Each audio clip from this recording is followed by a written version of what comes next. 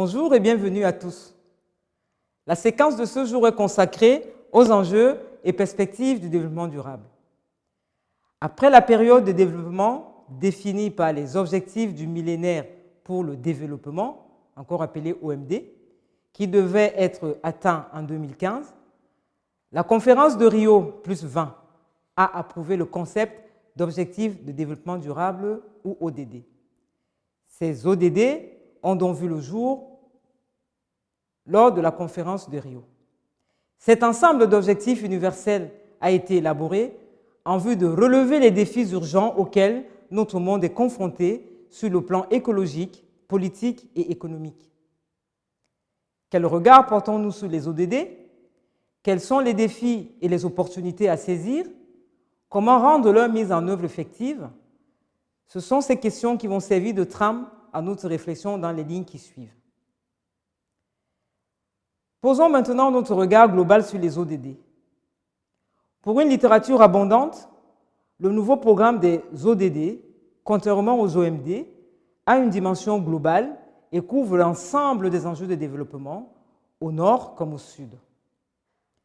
D'ici 2030, l'intention annoncée est d'éliminer la pauvreté et la faim partout dans le monde, de combattre les inégalités et construire des sociétés pacifiques, justes et solidaires, de protéger durablement la planète et ses ressources et de créer les conditions d'une croissance économique soutenue, globale, s'inscrivant dans la durée et d'une prospérité partagée. Bien évidemment, les défis sont immenses. Ces défis concernent, par exemple, la diminution des ressources naturelles, les inégalités croissantes au sein des États et entre les États, les famines, les conflits, les crises humanitaires qui constituent des menaces pour la plupart des progrès de développement accomplis, les dégradations de l'environnement, en l'occurrence les sécheresses, les inondations, les changements climatiques, les dégradations des sols et de la biodiversité. Si les défis sont immenses, les opportunités aussi sont immenses. Nous pouvons citer le développement des technologies de l'information et de la communication, ainsi que de l'interconnectivité mondiale comme accélérateur du progrès de l'humanité, l'innovation scientifique et technologique dans divers domaines tels que la médecine et l'énergie. Ainsi, le nouveau programme repose sur les OMD et cherche à parachever ce qui ne l'a pas été dans le domaine, par exemple, de la santé maternelle, la santé néonatale et infantile. Mais en termes de portée, il va au-delà des OMD, au-delà de l'éradication de la pauvreté, de la promotion de la santé, de l'éducation, de la sécurité alimentaire et de la nutrition. Il établit une vaste série d'objectifs d'ordre économique et environnemental, promet des sociétés plus pacifiques et inclusives, définit les moyens de mise en œuvre tant au niveau des objectifs que des cibles. Ce programme définit 5 axes majeurs prioritaires qui sont, par exemple, l'élimination de la pauvreté et la faim sous toutes leurs formes et dans toutes leurs dimensions, la lutte contre la dégradation de la planète, la lutte pour que tous les êtres humains aient une vie prospère et épanouissante et que le progrès économique, social et technologique se fasse en harmonie avec la nature, l'avènement de sociétés pacifiques, justes et inclusives, libérées de la peur et de la violence, la mobilisation des moyens nécessaires à la mise en œuvre de ce programme grâce à un partenariat mondial revitalisé pour le développement durable, un partenariat qui serait mu par un esprit de solidarité renforcé et où l'accent sera mis sur les besoins des plus démunis et des plus vulnérables, auxquels participeront tous les pays, toutes les parties prenantes et tous les peuples. Ce programme définit 17 objectifs et 169 cibles. Ces 17 objectifs et leurs 69 cibles énoncés dans l'agenda 2030 ont un caractère universel et concernent le monde entier, pays développés comme pays en développement. Chacun des 17 objectifs est interdépendant des autres, la réussite de l'un concourant à celle des autres.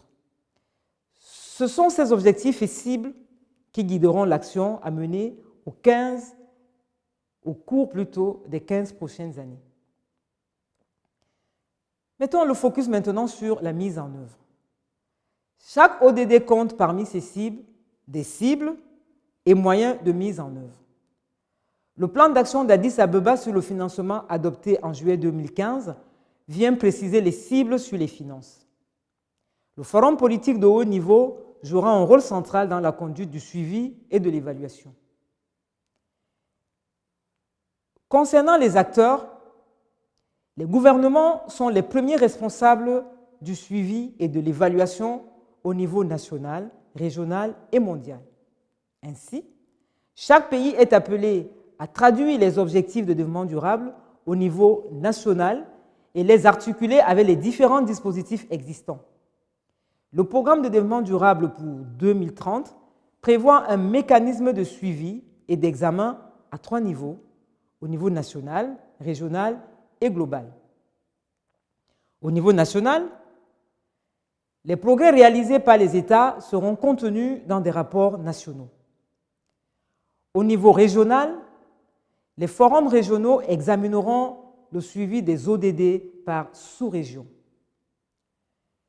Le forum politique de haut niveau sur le développement durable, qui a été créé en 2012, sera chargé de l'examen consolidé de ces différents niveaux, en intégrant également l'examen de la mise en œuvre du programme d'action d'Addis Abeba sur le financement du développement. La mise en œuvre des objectifs de développement durable, et notamment du numéro 13, prendre d'urgence des mesures pour lutter contre les changements climatiques et leurs répercussions, devra également être cohérente avec l'accord de Paris sur le climat. En effet, les ODD ont coïncidé avec un autre accord historique conclu en 2015 lors de la conférence de Paris sur les changements climatiques, encore appelé COP21.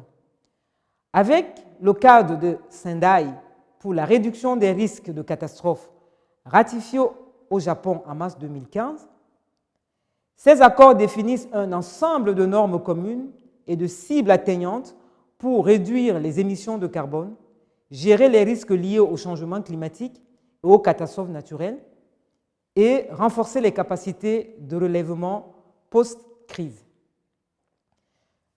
D'autres acteurs de mise en œuvre concernent la société civile. Ces acteurs de la société civile jouent un rôle dans la mise en œuvre et le suivi des ODD.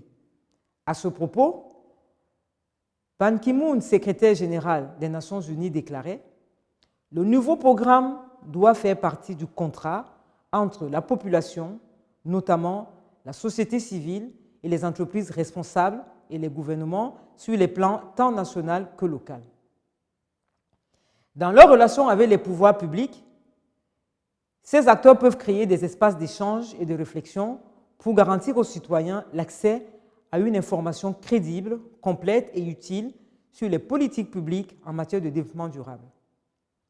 Avec les entreprises et les industriels, ils peuvent signer des accords de partenariat, même si les accords de partenariat ONG-entreprises peuvent faire l'objet d'un questionnement.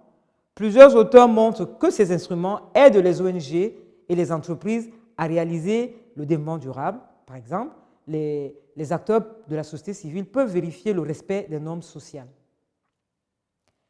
Plus dynamiques que les services traditionnels de l'administration, les acteurs de la société civile en général, et les ONG en particulier, s'illustrent de plus en plus par leur rôle très actif dans la lutte pour la préservation de l'environnement et les droits des populations. Pour accompagner les populations, par exemple, elles peuvent les aider à participer à l'élaboration et la mise en œuvre des politiques publiques en matière de développement durable. Ils peuvent également les accompagner dans les négociations des partenariats, dans la connaissance des marchés, l'élaboration des fiches de projet de développement durable.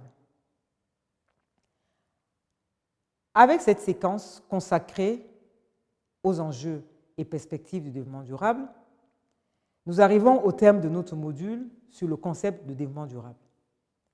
Nous avons découvert un concept dynamique, mobilisateur et toujours en pleine évolution. Je vous invite maintenant à suivre les prochains modules qui reviendront sur les aspects pratiques de ce concept à travers de multiples exemples. J'espère que vous avez apprécié cet échange. Il ne me reste plus qu'à vous dire au revoir en vous souhaitant une bonne continuation et vous remercie pour votre aimable attention.